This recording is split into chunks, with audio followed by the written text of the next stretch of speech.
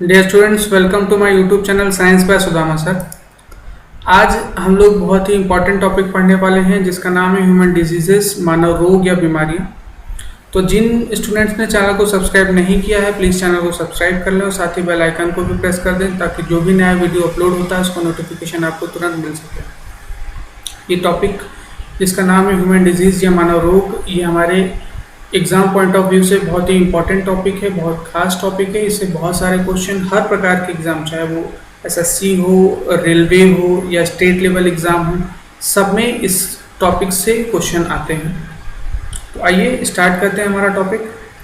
देखिए, सबसे पहले हमारे दिमाग में ख्याल आता है कि व्हाट इज़ अ डिजीज़, बीमारी क्या होती है। तो इसका यदि हम लोग आंसर ढूंढने की कोशिश करें तो देखिए, बीमारी जो है ये एक प्रकार का डिसऑर्डर है, विकार है, ठीक है ना। बीमारी जो होती है ये हमारे शरीर में होने वाला एक प्रकार का डिसऑर्डर है या विकार है, जो स्ट्रक्चरल भी हो सकती है और फंक्शनल भी हो सकती है। मतलब ये हमारी संरचना को भी प्रभावित कर सकती है या कार्य को भी प्रभावित कर सकती है, और इसके कारण जो है शरीर में जो है एक विशेष प्रकार का लक्षण पैदा हो, ठीक है। तो हमारी संरचना में या कार्य में आने वाला विकार एक डिसऑर्डर जो स्ट्रक्चरल हो या फंक्शनल हो, और इसके कारण जो है कोई भी स्पेसिफिक सिम्टम शरीर में प्रोड्यूस होता हो, ठीक है, और जिसके कारण शरीर का स्पेसिफिक लोकेशन जो है ये भी अफेक्ट हुआ हो, प्रभावित हुआ हो। शरीर का कोई भी विशेष स्थान जो है ये प्रभावित हुआ हो। और ये भी चीज़ हमें याद रखना है कि ये केवल किसी एक फिजिकल इंजुरी के कारण ना हुआ, ठीक है ना, मतलब किसी भी चोट लगने का परिणाम ना हो।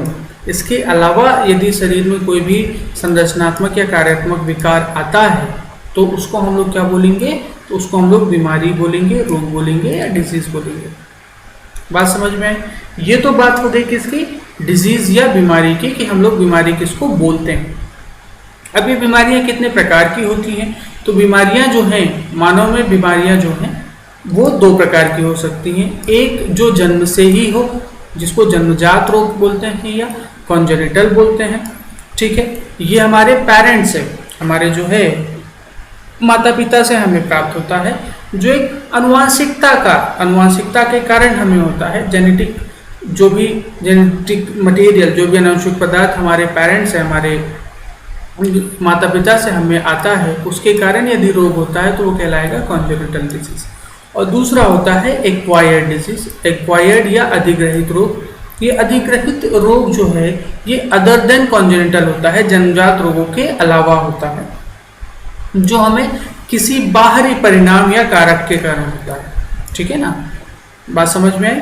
अब ये एक्वायर्ड डिजीज जो है, ये अधिग्रहित रोग जो हैं, ये दो प्रकार के हो सकते हैं। एक कम्युनिकेबल या इन्फेक्शियस डिजीज और दूसरा नॉन कम्युनिकेबल या नॉन इन्फेक्शियस डिजीज, या जिसे डिजेनरेटिव डिजीज भी बोल सकते हैं। कम्युनिकेबल मतलब संक्रामक रोग या संचारी रोग, और नॉन कम्युनिकेबल मतलब गैर संक्रामक, गैर संचारी या अपक्षयी रोग, ठीक है।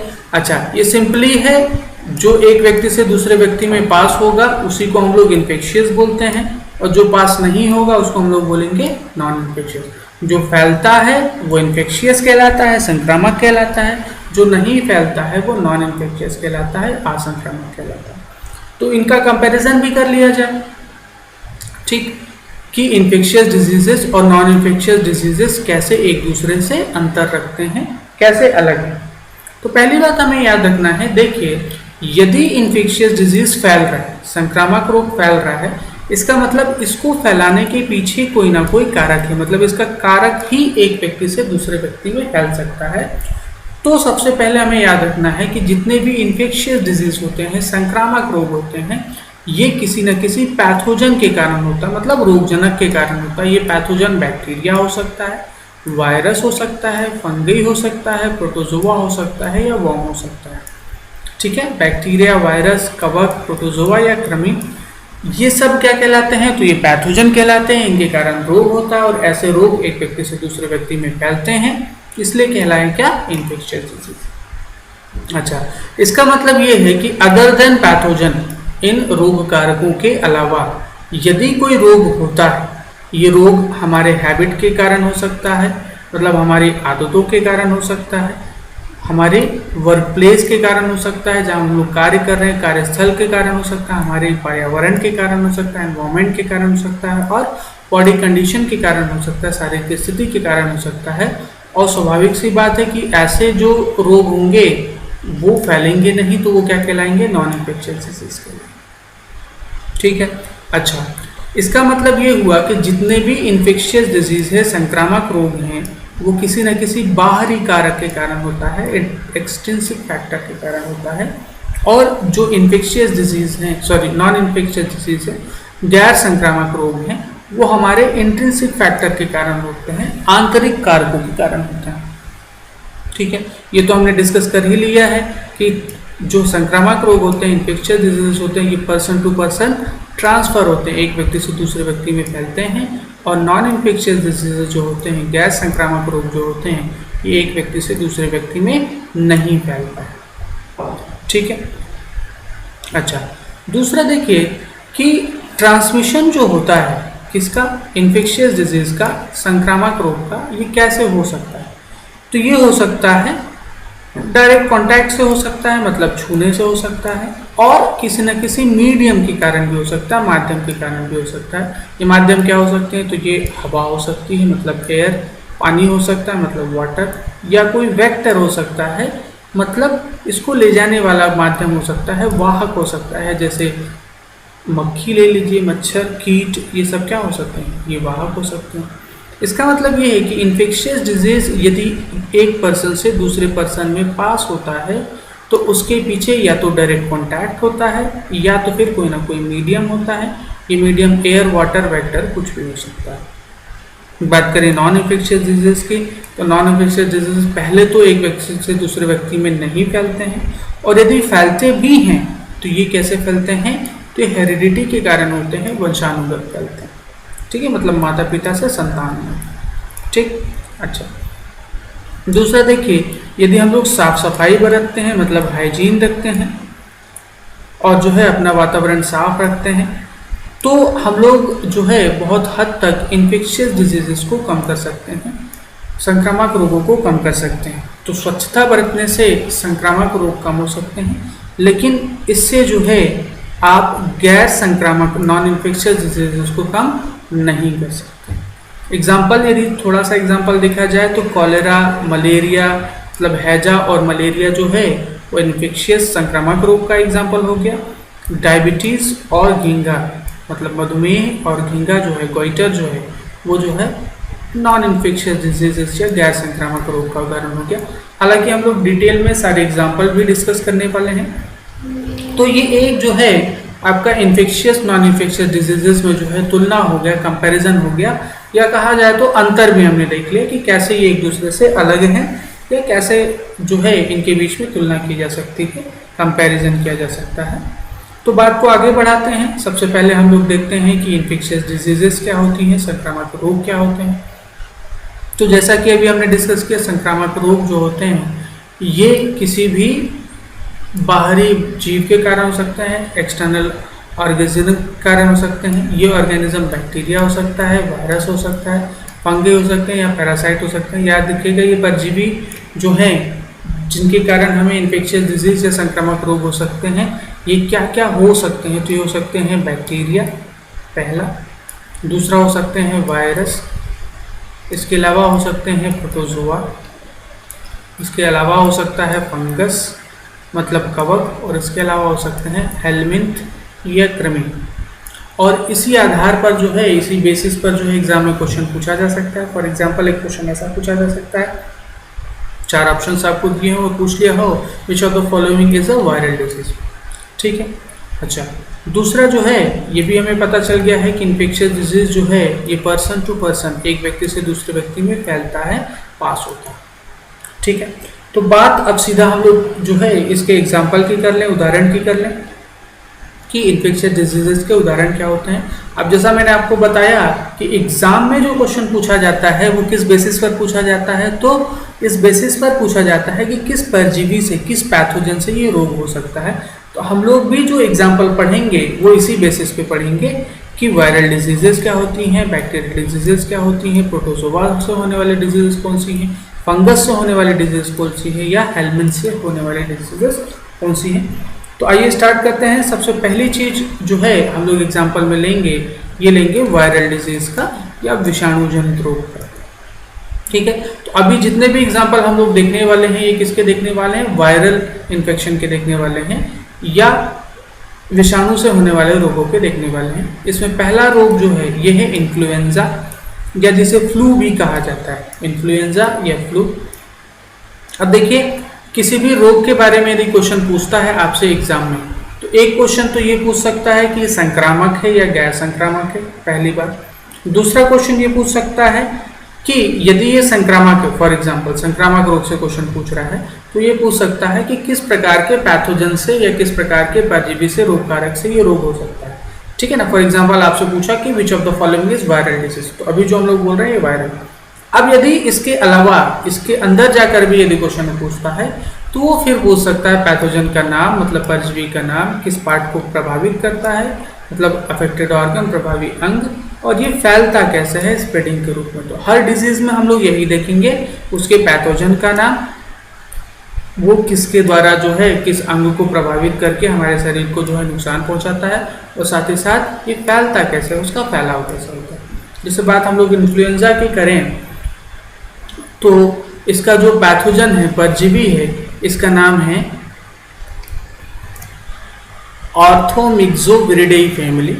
मतलब इस स्पीसीज या इस परिवार के जो भी वायरस होते हैं, ऑक्सोमिक्सोविरिडेई फैमिली के जो वायरस होते हैं, ये मोस्टली आरएनए वायरस होते हैं, जिनके द्वारा जो है इन्फ्लुएंजा या फ्लू जैसा रोग फैलता है।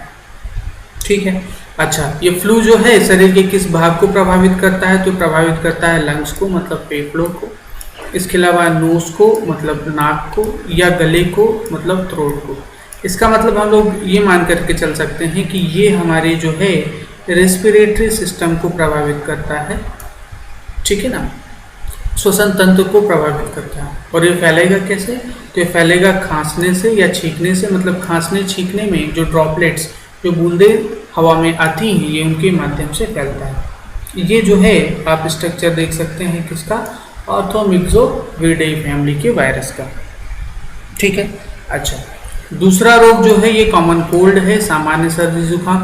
कॉमन कोल्ड जिस पैथोजन, जिस रोगजनक से फैलता है, इसका नाम है राइनो वायरस। ठीक है, तो कॉमन कोल्ड, सर्दी खांसी जो है, ये जो है राइनो वायरस के कारण फैलती है। पैथोजन का नाम हो गया राइनो वायरस। किस पार्ट को अफेक्ट करता है, तो ये भी हमारे श्वसन तंत्र को प्रभावित करता है, मतलब लंग्स, नोज या थ्रोट को प्रभावित करता है। और ये भी किससे फैलेगा, तो ये भी जो है खांसने या छींकने में जो ड्रॉपलेट्स निकलती हैं, ये इनसे फैलता है। या सिंपली हम लोग कह सकते हैं कि they are spread through air, ये वायु से फैलने वाले रोग हैं, वायु में आने वाली ड्रॉपलेट्स इसको फैलाती हैं। ठीक है, आप यहाँ पर जो है फिगर देख सकते हैं, राइनो वायरस का फिगर देख सकते हैं। इसके कारण सामान्य सर्दी जुकाम में कॉमन कोल्ड होता है।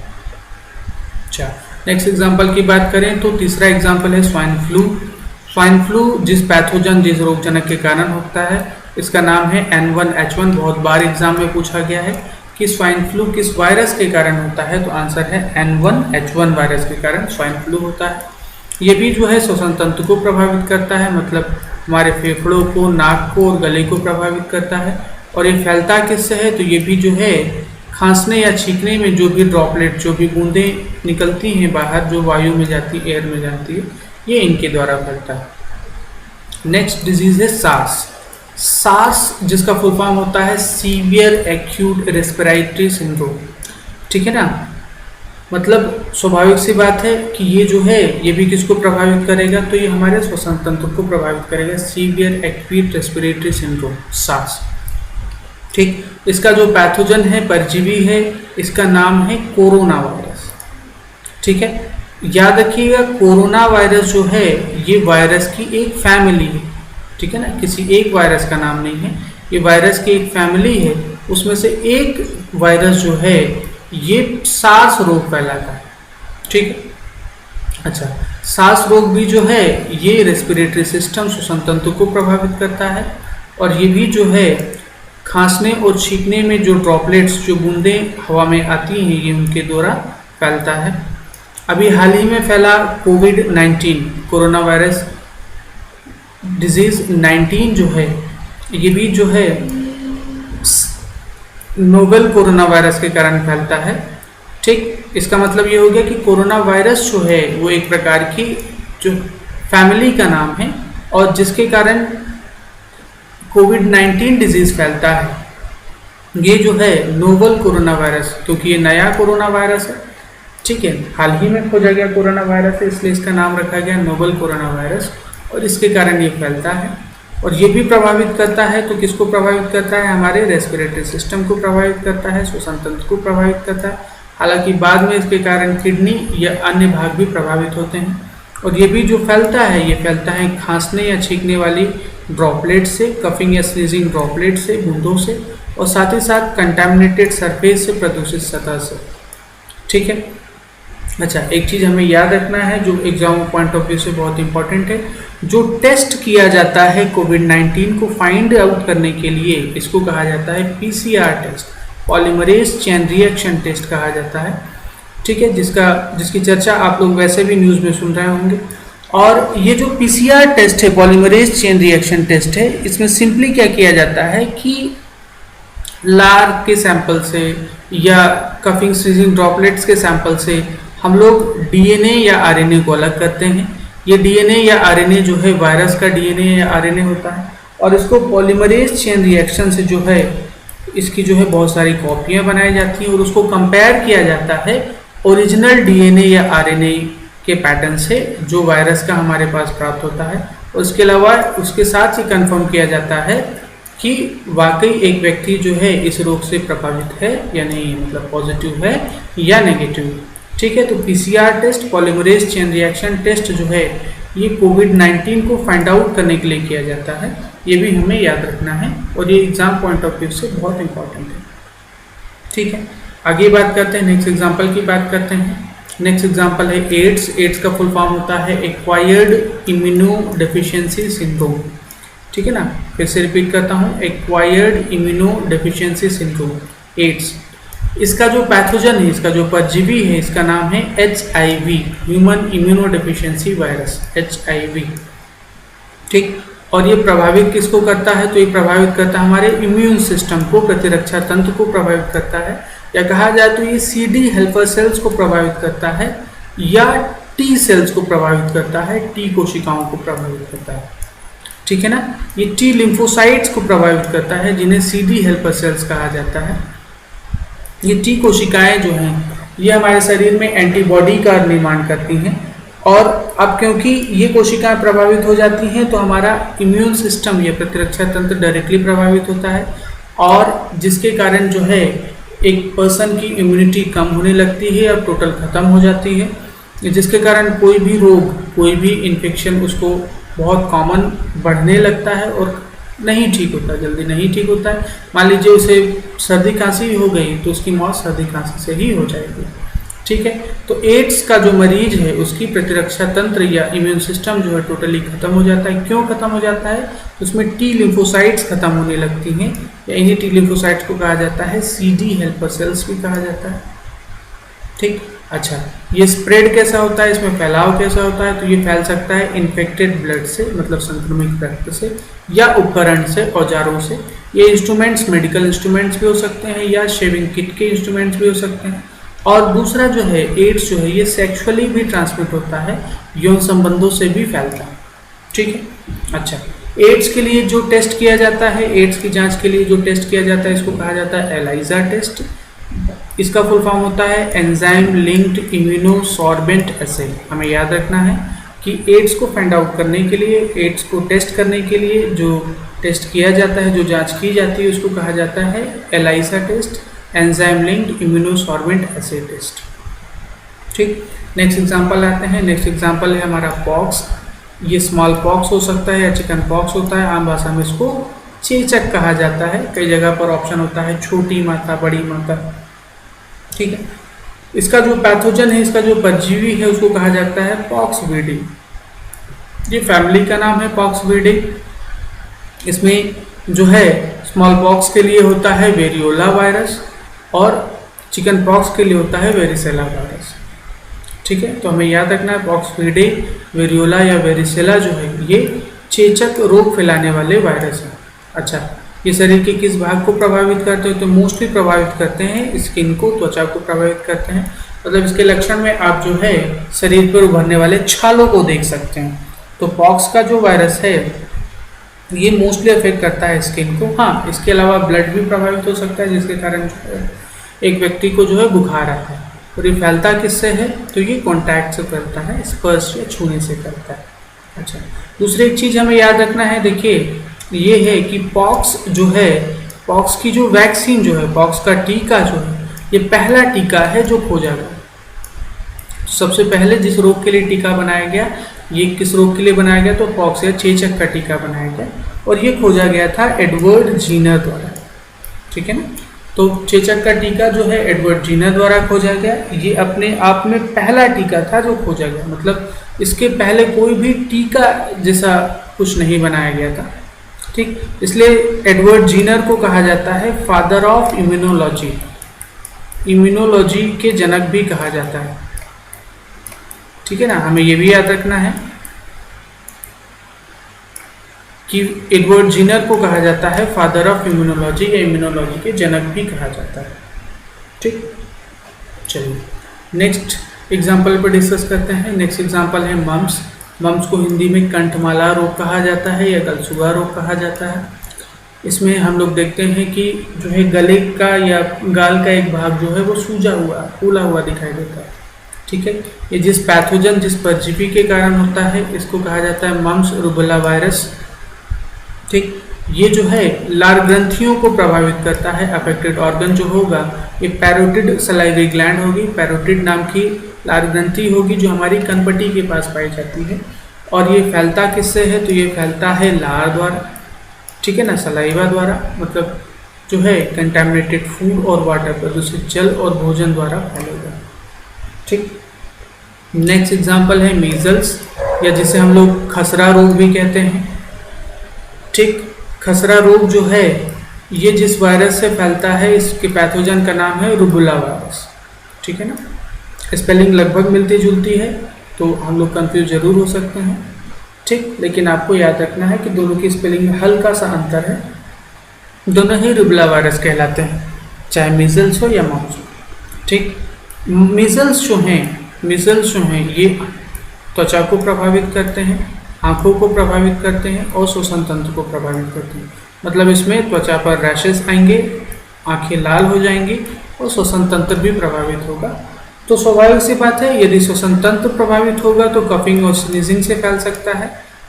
तो छींकने या खांसने में जो बूंदें हवा में आती हैं उससे फैल सकता है, कंटैमिनेटेड सरफेस से फैल सकता है और इसके अलावा जो है ये टच से भी फैल सकता है, स्पर्श से भी फैल सकता है।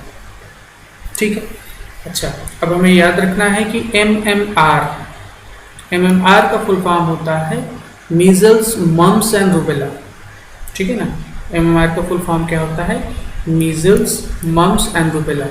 तो ये टीका जो है ये किसके लिए लगाया जाता है? MMR का टीका जो है मीजल्स और मम्स रोगों को खत्म करने के लिए लगाया जाता है, जो हम लोग बच्चों में लगाते हैं। ठीक, तो कई बार क्वेश्चन ये भी पूछा गया कि खसरा रोग के लिए कौन सा टीका लगाया जाता है? तो आंसर है MMR का टीका। MMR का टीका किन रोगों के लिए यूज़ किया जाता है? तो आंसर है मीजल्स और मम्स के लिए। ठीक, चलिए नेक्स्ट एग्जांपल है पोलियो। पोलियो जो है इसके पैथोजन का नाम है एंट्रोवायरस सी। देखिए एंट्रो जो शब्द है ये इस बात को डिनोट करता है कि ये जो है आंतों को प्रभावित करता है।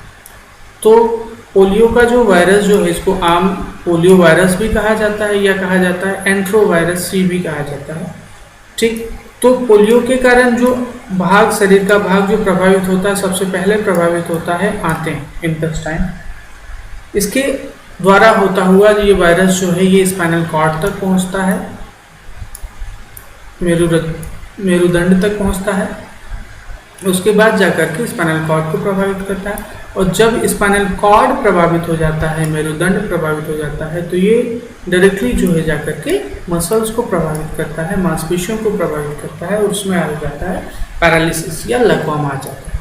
ठीक है, तो याद रखिएगा कि पोलियो का जो वायरस है सबसे पहले आंतों को प्रभावित करेगा, इसके द्वारा स्पाइनल कॉर्ड को प्रभावित करेगा, और उसके बाद जाकर के ये जो है मांसपेशियों को प्रभावित करता है, मसल्स को प्रभावित करता है, और जिसके कारण मांसपेशियों में जो है लकवा आ जाता है, पैरालिसिस आ जाता है।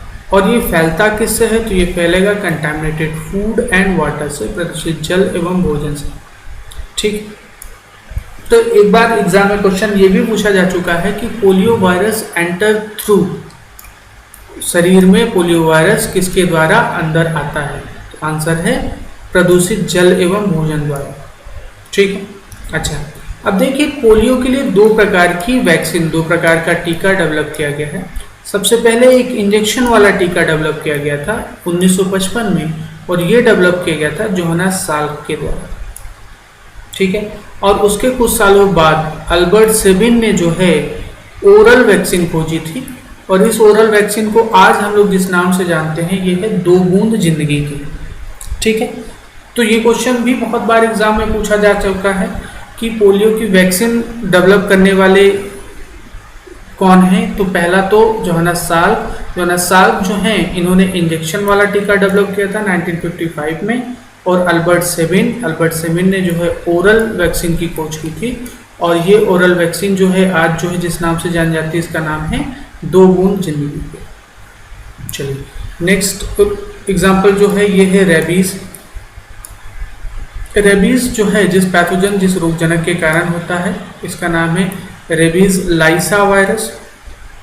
ठीक है, रेबीज जिस भाग को प्रभावित करता है शरीर के, ये है सेंट्रल नर्वस सिस्टम, केंद्रीय तंत्रिका तंत्र, मतलब हमारा मस्तिष्क और मेरुरज्जु या मेरुदंड। ठीक है, ब्रेन एंड स्पाइनल कॉर्ड प्रभावित होता है किसमें? रेबीज में। ठीक है, अच्छा दूसरी चीज हमें याद रखना है कि रेबीज को हम लोग जो है हाइड्रोफोबिया भी कहते हैं। रेबीज से अफेक्टेड जो है व्यक्ति को जो है पानी से डर लगता है, इसलिए इसको हम लोग हाइड्रोफोबिया भी कहते हैं। ठीक, तो हमें याद रखना है कि रेबीज का दूसरा नाम है हाइड्रोफोबिया, और हाइड्रोफोबिया इसलिए कहा जाता है क्योंकि रेबीज के मरीज को पानी से डर लगता है, और ये फैलता है लार से, जो किसी भी इन्फेक्टेड एनिमल का हो सकता है। ये एनिमल कुत्ता हो सकता है, बंदर हो सकता है, वुल्फ हो सकता है। ठीक है ना, तो बहुत सारे जानवरों से रेबीज फैलता है। ठीक, और ये फैलता है किससे? जो भी जानवर प्रभावित है उसके लार से या सलाइवा से। यदि ऐसा जानवर किसी व्यक्ति को काट लेता है तो उसके द्वारा ये फैलता है। ठीक, चलिए नेक्स्ट एग्जांपल है डेंगू फीवर। डेंगू फीवर जो है या डेंगू बुखार जो है, इसके पैथोजन का नाम है डेंगू वायरस, DENV भी कहा जाता है। ठीक है ना, तो डेंगू वायरस जो है ये डेंगू फीवर फैलाता है। अच्छा, ये शरीर के किस भाग को प्रभावित करता है? तो ये सबसे पहले प्रभावित करता है हमारे लिम्फेटिक सिस्टम को, लसिका तंत्र को प्रभावित करता है। उसके बाद जाकर के ये बोन मैरो, अस्थि मज्जा को प्रभावित करता है। अस्थि मज्जा जब प्रभावित होती है तो व्यक्ति के शरीर में जो है प्लेटलेट्स की संख्या घटने लगती है। ठीक है, इसके बाद ये प्रभावित करता है प्लीहा को, मतलब स्प्लीन को, और यकृत को, लीवर को। ठीक, तो हमें याद रखना है कि लिम्फेटिक सिस्टम से होता हुआ बोन मैरो में जाता है। बोन मैरो में जब ये जाता है तो ये हमारे जो है प्लेटलेट्स की संख्या को प्रभावित करता है। इसके बाद स्प्लीन, प्लीहा को प्रभावित करता है, और फिर यकृत को प्रभावित करता है। और ये फैलता है मॉस्किटो से, मच्छरों से, लेकिन स्पेशल वैरायटी है जो इसको फैलाती है एडीज एजिप्टी। हमें याद रखना है कि एडीज वायरस जो है, एडीज एजिप्टी जो मच्छर जो है, ये जो है किसका वाहक है, किसका कैरियर है? तो ये डेंगू फीवर का कैरियर है। ठीक, ये आप इमेज में देख सकते हैं एडिस एजिप्टी मच्छर को। ठीक, अच्छा दूसरा रोग जो है, दूसरा एग्जांपल जो है येलो फीवर, इसे पित्त ज्वर भी कहा जाता है, पीला बुखार भी कहा जाता है। इसके जो पैथोजन है, इसका जो परजीवी, इसका नाम है फ्लावी वायरस। फ्लावी वायरस जो है ये कौन सा रोग फैलाता है? तो पित्त ज्वर फैलाता है। ये जो है हमारे लिवर को प्रभावित करता है, यकृत को प्रभावित करता है, साथ ही किडनी को प्रभावित करता है। और ये भी सेम मच्छर द्वारा फैलता है, एडीज एजिप्टी। तो एडीज एजिप्टी जो है ये 2 रोगों को फैलाता है। एक तो डेंगू फीवर को फैलाता है, डेंगू ज्वर को फैलाता है, और दूसरा ये फैलाता है येलो फीवर या पित्त ज्वर को फैलाता है। ठीक है, अच्छा। नेक्स्ट एग्जाम्पल है कंजक्टिवाइटिस। इसको कहा जाता है नेत्र शोथ भी कहा जाता है, नेत्र श्लेष माला शोथ भी कहा जाता है कंजक्टिवाइटिस। नेत्र मतलब हमारी आंखें, तो इसमें जो अफेक्टेड ऑर्गन है, प्रभावी अंग है, ये है आंखें। और इसमें भी हमारे आंखों की दूसरी लेयर जिसको हम लोग कंजक्टिवा कहते हैं, जिसमें ब्लड वेसल्स होती हैं, रक्तवाहिकाएं पाई जाती हैं, ये प्रभावित होता है। इसके कारण आंखें लाल हो जाती हैं। ठीक है, इसको फैलाने वाला जो रोगजनक है, पैथोजन है, इस वायरस का नाम है एडिनो वायरस। तो एडिनो वायरस जो है ये कंजक्टिवाइटिस फैलाता है, यह कंजक्टिवाइटिस का कारण है, और ये हमारी आंखों को प्रभावित करता है। और ये फैलता है किससे? तो ये फैलता है स्पर्श से या कॉन्टैक्ट से। ठीक, चलो नेक्स्ट एग्जांपल है वायरल फीवर। वायरल फीवर में एक नाम आप जान सकते हैं, चिकनगुनिया। ठीक है ना, वायरल बुखार या चिकनगुनिया। तो देखिए वायरस की ऐसी बहुत सारी प्रजातियां हैं, ऐसी बहुत सारी स्पीसीज हैं जो वायरल फीवर फैलाती हैं। ठीक है, और ये वायरल फीवर जो है शरीर के मल्टीपल ऑर्गन्स को प्रभावित करते हैं। ये ऑर्गन सिस्टम को प्रभावित करते हैं, जैसे हमारा श्वसन तंत्र, रेस्पिरेटरी सिस्टम प्रभावित हो सकता है। इसके अलावा जो है कई वायरल फीवर ऐसे होते हैं जो रिप्रोडक्टिव सिस्टम को प्रभावित करते हैं, कई ऐसे होते हैं जो हमारे जो है डाइजेस्टिव सिस्टम को प्रभावित करते हैं। तो ऐसे बहुत सारे जो है वायरस जो हैं वायरल फीवर में मल्टीपल बॉडी सिस्टम को प्रभावित करते हैं या शारीरिक तंत्रों को प्रभावित करते हैं। तो एक से अधिक वायरस भी इसके लिए जिम्मेदार है और एक से अधिक तंत्रों को प्रभावित करते हैं। और नॉर्मली ये फैलते हैं किससे? तो मॉस्किटो से, मच्छरों से फैलते हैं। ठीक है, नेक्स्ट एग्जांपल है एंसेफ्लाइटिस। एंसेफ्लाइटिस या मस्तिष्क ज्वर भी कहा जाता है, जापानी बुखार भी कहा जाता है। ठीक, इसको फैलाने वाला जो पैथोजन है, मतलब इसका कारक जो है, रोगजनक जो है, इसको कहा जाता है एंट्रोवायरस। एंट्रोवायरस जो है ये एंसेफ्लाइटिस का भी कारण होता है। ये शरीर के जिस भाग को प्रभावित करता है ये है सेंट्रल नर्वस सिस्टम, केंद्रीय तंत्रिका तंत्र, मतलब हमारा मस्तिष्क और मेरुदंड। और इसमें भी जो पार्ट प्रभावित होता है, जो भाग प्रभावित होता है, वो हमारे ब्रेन के, हमारे मस्तिष्क की सबसे बाहरी परत होती है, जिन्हें मेनिंजेस कहा जाता है। ठीक है ना, तो याद रखिएगा कि मेनिंजेस जो हैं, मेनिंजेस हमारे मस्तिष्क के सबसे बाहरी परत होती हैं जो एंसेफ्लाइटिस या मस्तिष्क ज्वर में प्रभावित होती हैं। और ये जो रोग है ये मच्छरों से ही फैलता है। ठीक है, नेक्स्ट एग्जांपल है इबोला वायरल डिजीज़। इबोला, ये इबोला वायरस से ही फैलता है, शरीर के बहुत सारे ऑर्गन्स को प्रभावित करता है और ये भी कॉन्टैक्ट से फैलता है, छूने से फैलता है।